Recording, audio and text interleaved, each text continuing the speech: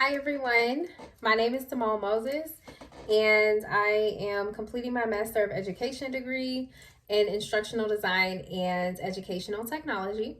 So one of the questions that I was asked was, what is the role of Vygotsky's intersubjectivity in group work?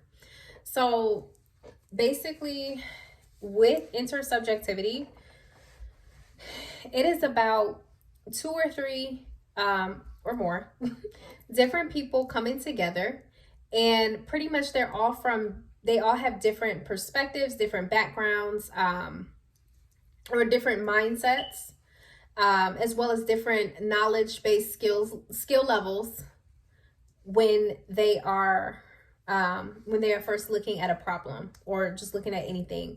And eventually, as those people begin to work together, they begin to merge. And what happens is that they have a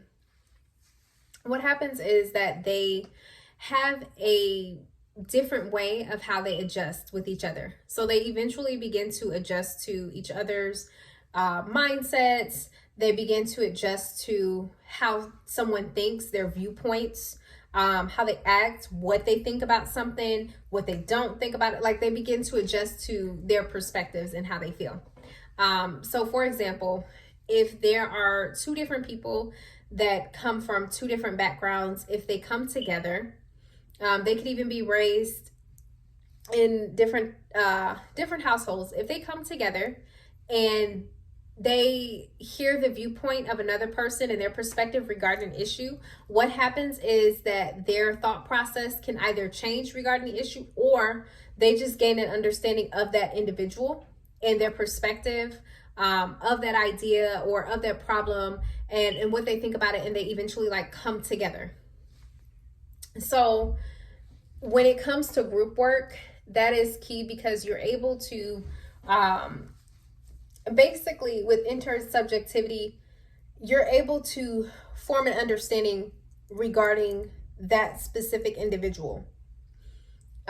So that is pretty much what that does as far as group work. Is it allows both parties to come together and gain understanding of each other. So I believe that's why diversity is so important in the workforce and just in education in general, because you are able to come together, see the different viewpoints, and adjust those perspectives, and it allows for fresh ideas and creativity to come together, and it allows for different processes for people to be able to see different things and be like, oh, I never thought of that before, let me go ahead and do this, that, and the third. So it just forms a different viewpoint or matter. Now, scaffolding is another one. It actually assists in group learning. And how it does that is, the idea behind scaffolding is when basically Vygotsky put two different groups of people who have different knowledge or different skill sets. He put them together, and the idea is that the person who is more skilled in the subject matter will actually wind up teaching the other person who is less skilled, so that that person can catch up. So it's kind of like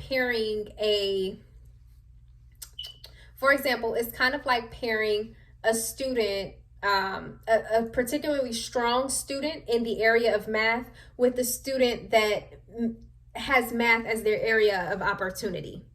So when you put those two together, the goal is that the student who has the area of opportunity in math will eventually begin to catch on to the different formulas and the patterns that the student who has a stronger skill set in math has. And that the more that those two come together and they learn those different things, the more they're able, the more that the person who has a weaker skill set in math is able to take on and learn so much more, and then it actually helps with their learning until they are so caught up that they no longer need it. And it really works well, especially with groups of peers.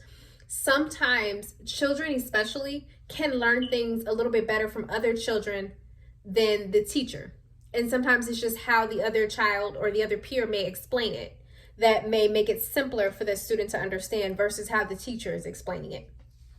So there are some differences there.